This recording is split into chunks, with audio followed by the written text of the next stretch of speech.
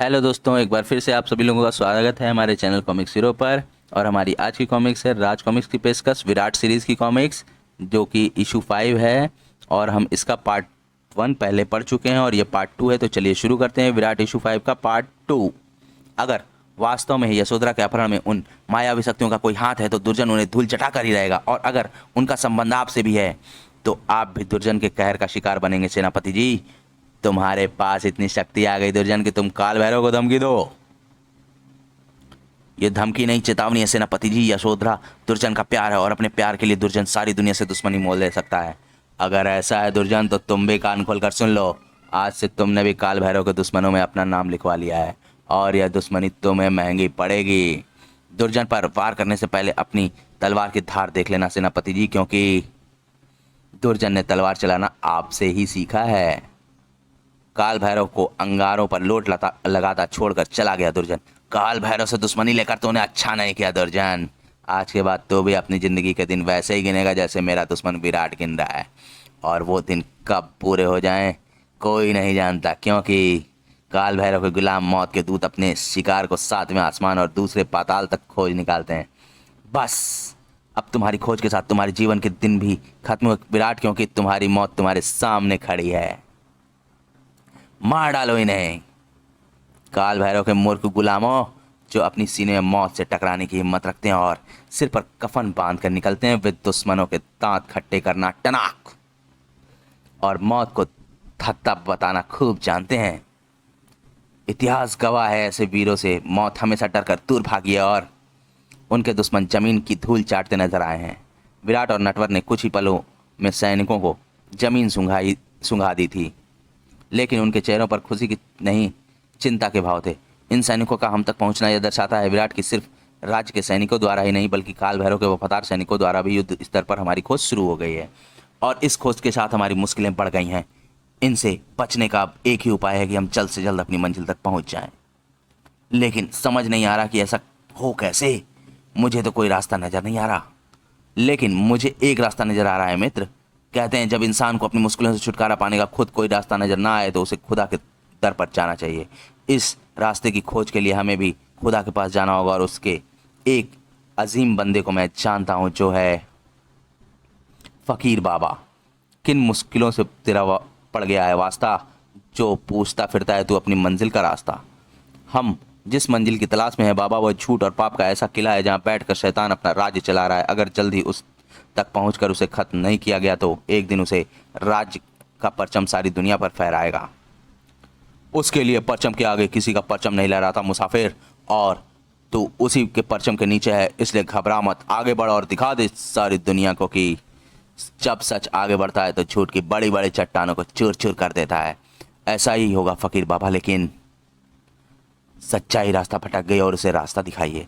गलत, सच्चाई कभी रास्ता नहीं भटकती और ना सच्चाई के रास्ते पर चलने वाले आंखें बंद कर। फकीर बाबा का आदेश मिलने के साथ ही विराट और नटवर ने अपनी अपनी आंखें बंद कर लीं और तब हुआ वह चमत्कार। आंखें खोल मुसाफिर और देख उस सबसे बड़े बादशाह का करिश्मा। जैसे ही उन दोनों के कानों में गूंजी फकीर बाबा की आवाज़, वैसे ही उन्होंने अपनी आंखें खोल दी और आंखें खोलते ही उनकी आंखों में हैरानी भरती चली गई। अरे यह क्या, काली पहाड़ी तो सामने ही दिख रही है। काली पहाड़ी हमारी मंजिल सामने हो तो उसे खड़े होकर देखना समझदार ही नहीं मुसाफिर। आपने सही कहा फकीर बाबा, हम तुरंत ही आगे बढ़ते हैं। आओ नटवर, ठहर। जिस मंजिल की तरफ तू बढ़ रहा है वह छोट की मंजिल है। उस पर तुझे कदम कदम पर मुश्किलों का सामना करना पड़ सकता है। इसलिए खुदा का यह तबरुक अपने साथ ले जा, मुश्किलों को दूर करने में बहुत काम आएगा। यह थैली में क्या है बाबा? खुदा का नूर, राख की शक्ल में। तेरे सामने जो भी शैतानी मुश्किल आए उसे अपने पास मौजूद जादुई हीरे में देखकर उस हीरे के ऊपर यह राख छिड़क देना। अल्लाह ने चाहा तो तू मुसीबत के इसी राख में मिलकर रह जाएगी। विराट ने पूरे सम्मान से फकीर बाबा के हाथ से राख की थैली ले ली और फिर फकीर बाबा को सलाम कर नटवर के साथ आगे बढ़ गया। तब्बरुक प्रसाद, काली पहाड़ी नामक अपनी उस मंजिल की तरफ जिसमें मौजूद थे शैतान शक्तियों के वे उपासक काल भैरव और प्रचंड देव। ये तो गजब हो गया गुरुदेव, देखिए ये दोनों हमारी तरफ बढ़े आ रहे हैं। देख रहा हूँ वे हमारी तरफ बढ़े आ रहे हैं, देख रहा हूँ काल भैरव, लेकिन उनके इधर पढ़ने का मतलब यानी कि वे हम तक पहुंच ही जाएंगे। विराट और नटवर हम तक नहीं, यमराज तक पहुंचेंगे, क्योंकि उनका रास्ता रोकने उन तक पहुंच चुकी है उनकी मौत। ओह, ये घोड़ों को क्या हुआ? एकाएक रुक कैसे गए? हिन हिन। ओह, ये तो बिल्कुल भी आगे नहीं बढ़ रहे। ऐसा लग रहा है जैसे इनके पांव जमीन से चिपक गए हैं। घोड़ों ने सिर्फ आगे बढ़ने से ही नहीं, सवारों को अपनी पीठ पर बिठाने से भी इंकार कर दिया था। हिन हिन। ओह ओह, पलक झपकते ही दोनों जमीन पर जा गिरे। लेकिन वे जमीन पर रहने वाले नहीं थे, क्योंकि आश्चर्यजनक ढंग से जमीन से निकले 20 हाथों ने उन्हें अपने सिकंजों में जकड़ लिया। ओह, इन हाथों का जमीन से निकलने का मतलब यहाँ कोई माया जाल फैला हुआ है। ओह, मुझे फिलहाल हर तरफ से अपना ध्यान हटाकर इन हाथों स्वयं और नटवर को छुड़ाने का प्रयास करना होगा, क्योंकि ये हाथ हमें खींचकर पाताल में ले जाना चाहते हैं। विराट, मुझे बचाओ, बचाओ मुझे विराट, ये हाथ मुझे जमीन में खींच रहे हैं। बचाओ मुझे विराट। ओह, नटवर की हालत मुझसे ज्यादा बुरी है, इसे बचाना होगा। निश्चय विराट के लिए नटवर की जान अपनी जान से ज्यादा कीमती थी, तभी तो उस जान को बचाने के लिए उसने अपनी पूरी जान लगा दी और खुद को उन मौत के हाथों की पकड़ से आजाद करा लिया। अब नटवर को आजाद करवाने में उसे कितनी देर लगनी थी? खच खचाक। अब दोनों आजाद थे और दोबारा कैद होने का ना उनका कोई इरादा था और ना उन मायावी शक्तियों में इतनी शक्ति थी कि तलवार की उन धनियों को वे दोबारा पकड़ पाते। खच खचाक। विराट और नटवर ने जल्द ही उन हाथों को खत्म कर दिया, लेकिन उन हाथों के खत्म होने के साथ मुसीबतें खत्म हो गई थीं, ऐसा नहीं था। मुसीबतें तो अभी भी मौजूद थीं और पहले से भी ज्यादा भयंकर रूप में। सावधान नटवर। ओह, बचो नटवर, इन मायावी पुतलों के हाथ अद्भुत ढंग से लंबे होकर हमें पकड़ने के प्रयास में हैं। अब चिंता की कोई बात नहीं विराट, अब हम सतर्क हैं। और यह बात संपूर्ण दक्षिण प्रांत में प्रसिद्ध है कि विराट और नटवर की जोड़ी जब सतर्क हो तो वह हवाओं की पकड़ में भी नहीं आती और साक्षात मौत के दांत भी खट्टे कर देती है। तुमने बिल्कुल सही कहा नटवर। खच, इन पुतलों का नाश इसका प्रमाण है। खच। और ऐसा करके उन्होंने एक बड़ी भूल की थी। इसका पता उन्हें अगले ही क्षण लग गया, क्योंकि एक एक पुतले को कई कई टुकड़ों में बांट दिया और उन दोनों जाबाजों ने धड़ाधड़।